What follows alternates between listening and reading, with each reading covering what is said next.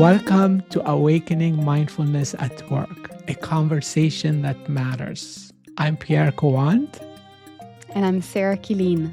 We are bringing to you conversations and practices to cultivate presence, calm, and balance in the workplace.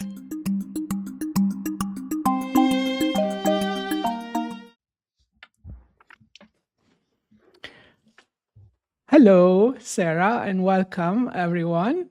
Today, I would like to explore the topic of mindfulness and meditation made easy. For many people, the word mindfulness itself can create even some mixed reactions. Like some people are curious about it, some people love it, some people immediately think, I don't know, maybe that's not for me. So, part of the reason for that is um, there is sometimes a lot wrapped in this word, and there is jargon that gets in the way. There are some cliches that we hear all the time, and many preconceived ideas of what mindfulness is. So, I'd like to simply define it. Mindfulness is being aware of what's happening when it's happening. And that's both what's happening inside. So, this is our body, our mind, how we're feeling, but also what's happening outside around us, including the people who are around us. So, we talked about mindfulness. Um, and also, the word meditation can also create mixed reactions. And there's also a lot of misconceptions about meditation. So people may imagine, sitting cross-legged on the floor for a long time and trying to empty the mind. Or they may think meditation belongs only to certain spiritual traditions, or that if we meditate, we're supposed to become calm all the time and peaceful. And then when this doesn't happen, then they quit. So something comes to mind here is what John Kabat-Zinn talks about this topic. And he actually has a whole book called Meditation is Not What You Think, Mindfulness and Why It's So Important. So that's really shows how important this topic is and how important it is to simplify it and to start talking about it in simple terms that we can really all understand. So okay, so what is meditation? So I'm going to say meditation is simply the training that enables us to become more aware. So that's it. It's that simple. Now, Sarah, can we try something different today? And that is, instead of using the word mindfulness in our discussion today, in our conversation, we just say awareness. And instead of using the word meditation, actually, I have a great word for it, which relates to something you shared in one of the previous episodes. So instead of using the word meditation, how about we say sitting and befriending ourselves? So that's something you mentioned, I think, recently, and I'd like to hear more about that. So, what is that sitting and befriending ourselves? It's a great segue, actually, because there's so much I want to point out here. Um, so awareness being the word that we choose for mindfulness. There's another key dimension I think that we need to talk about is what we call the other, the other wing of mindfulness, which is how we are aware, right? It's not just about being aware. It's not just about paying attention to what is happening in every moment. It's also the how we do that. Do we do it with judgment? Do we do it with curiosity? Do we do it with kindness? So that is why I love using heartfulness together with mindfulness as well, right? Mindfulness and heartfulness to bridge those two dimensions: the awareness, the wisdom, the clarity, and the kindness, the compassion, the love. It's a very gentle way of being aware, which I think is a Wonderful. really important, which I think Yeah. is a really important thing to point out. So when we talk about the practice and meditation as sitting and befriending ourselves, this really calls forth those two key dimensions of mindfulness, the sitting, the slowing down, the being with our own, with ourselves and our surroundings, that is, you know helping us practice that awareness, that self-awareness, and that awareness of our surroundings and what is happening, whether it's, inside or outside of ourselves. And then the befriending ourselves, that calls forth that other dimension of mindfulness, the heartfulness, the doing all this, the noticing, the paying attention, the being aware, with this quality of kindness, of compassion, of love, of gentleness, of tenderness, right, of friendship. So yes, I did Cool, that. cool. Yeah. So instead of awareness today, we'll use awareness with kindness. How is that? So no more Love. no more Yeah. mindfulness. Every time we use the word mindfulness, we have to pay €1 or $1 to some cause. Okay. So I need awareness and all the kindness. money. I need all the money I have to build the house now. So, all right, awareness with kindness. Yeah. So awareness with kindness, and then sitting and befriending ourselves. So I think sitting and befriending ourselves is like going to the gym to strengthen certain muscles, but in this case it will be strengthening pretty much our brain and nervous system capabilities, the capability to notice, the capability to focus, the capability to calm down, the capability, the dimension you just added, the capability of having empathy and compassion, which they're all capabilities that we have, that are built into our making, and they need to be strengthened and practiced. Mm. And I think because something came up yesterday in our real time session that I think is worth mentioning here, um, talking about, befriending ourselves and that kindness could look like actually being with the uncomfortable feelings or truth or beliefs that are going on for us. So in that sense, befriending ourselves and this awareness with kindness is not about just looking at what's good and the positive and, focusing on that.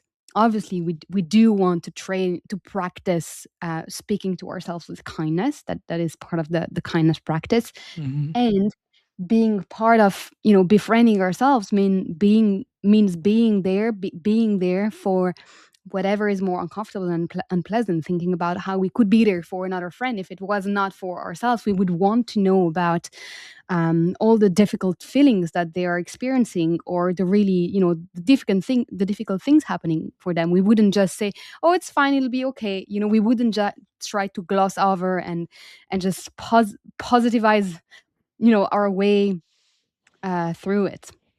So that's Mhm. part of that's part of the Yeah, process. Mm. yeah. So, so, so this takes us to an interesting aspect of this, which is, why is this important? Why is it important to be aware and to be kind, and why is it important to sit and befriend ourselves? So, and I know we, subconsciously or consciously and intuitively, we all kind of know this is important, but would love to kind of narrow it down to some key important aspects of this. So let's brainstorm a little bit. Great. Um, so I think we do need to add another word to the mix here, which is presence. I think presence is just as important as, awareness, kindness. Um, Mm.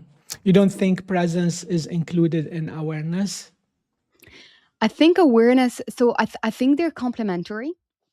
I Mhm. think presence has a little bit more depth. Um, to me personally, the way I'm feeling these words, the way, how they resonate with me, awareness has a little bit more of a cognitive quality. It's this ability to notice and to sense, of course, being aware. um Presence, there's the savoring in it as well. There's this full embodiment, Mm, mm, mm, right? mm. So it's You in order know, to present. Yeah. yeah. Yeah, this is reminding me of, again, John Kabat-Zinn, saying, using this word, inhabiting the present moment. Mm. So when you said savoring, there's more savoring in it. It brought to my mind, yeah, it's like living. It's as if the present moment is a house, and you live in it.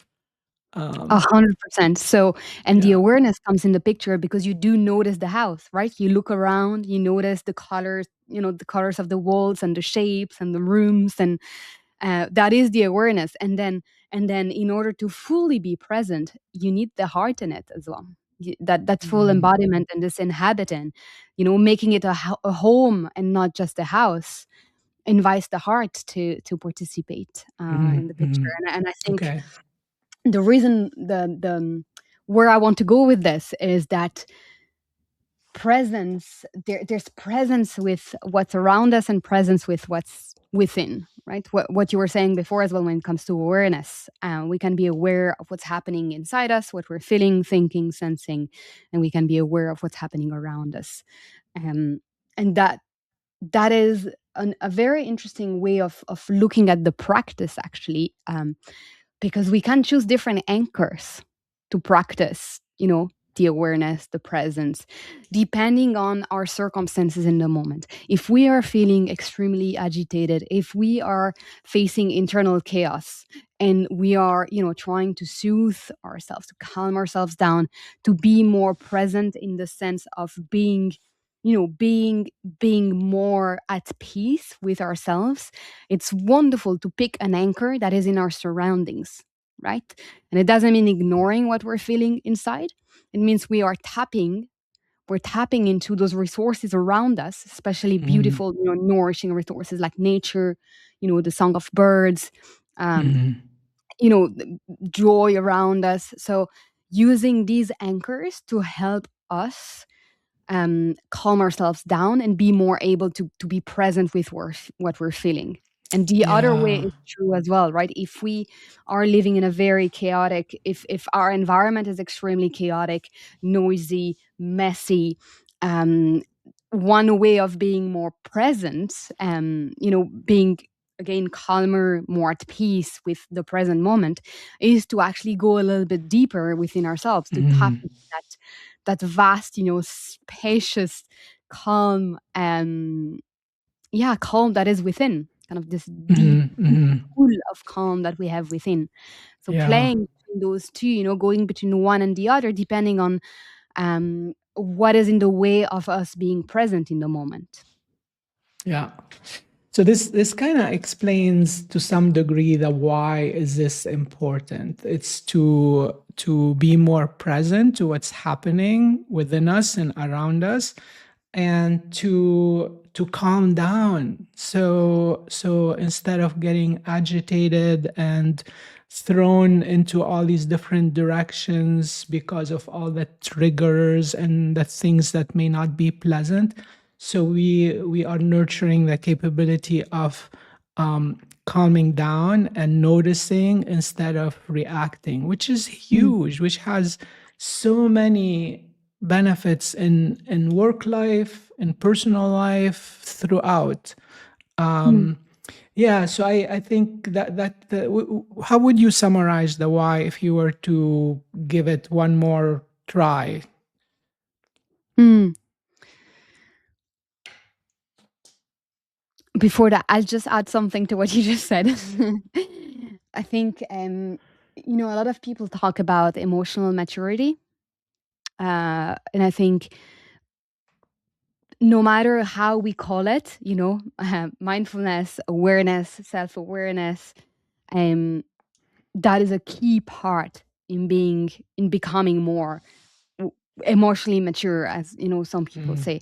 And this then trickles down into, like you're saying, every single relationship in our life, and every single relationship we have with our choices as well, right? Every choice we make, every mm, decision we take, everything we say, everything we do, so every action, every word, every all the little ways we show up, in life. And this is really impacted by how aware and self-aware we are. This is how we repair relationships. This is how we solve conflicts. This is how we communicate. This is how we, hold ourselves accountable. This is how we take ownership. This is how we listen. This is how we express ourselves. I mean, it's at the core of all those key components of healthy relationships in life, right? Relationships with other people, with our work, with ourselves, and at the end of the day, a fulfilling, satisfying life, a life that we're proud of. So it sounds like what you're painting, Sarah, is a bigger picture of a much more fulfilled life when we actually take on this journey of sitting, befriending ourselves, being more aware, being more kind, and present. So I think those Yeah. are actually, I think this is really good. We kind of put it into a sentence that didn't use any of the jargon or any of the cliches. It's just like simplify it, simplify it. It's sitting, befriending ourselves, becoming more aware, being kind, and then inhabiting where we are, inhabiting Mm, the current present moment. So that's mm, very nicely done. So I think in conclusion, and then I want to hear from you any final things you wanna share. But I think what I would like to do is more of an invitation to our friends who are already sitting and practicing regularly, an invitation for them when you talk to friends and family and colleagues about your practice, to really simplify it and make it inclusive and easy, as opposed to the big words. And then also an invitation to those who may have been hesitant to step into the sitting and cultivating awareness, or who may have tipped their toes into it and then quickly, like, oh, I'm not sure. So to try it out in small doses and see what might unfold. So keeping it simple and just see what might unfold. So to you, Sarah, for your closing comment on this topic. My closing comment. Yes. So I think I would summarize it with, mindfulness is a way of life. It's a quality that builds over time gradually by going deeper and deeper into the practice rather than wider, right? New tools, new meditations, new levels. It doesn't get more sophisticated or more complicated than how it is now, everything we talked about. We just go deeper and deeper, and it turns into who we are. We are just mindful. At the end of the day, it's a way of being. And that's a great segue into the next episode that I'd like to record with you, actually. That's the topic I had picked. So I won't say no more, but looking forward to exploring mindfulness as a way of life with you. Wonderful. Thank you, Sarah. Thank you, everyone. Until the next episode. Thank you, Pierre.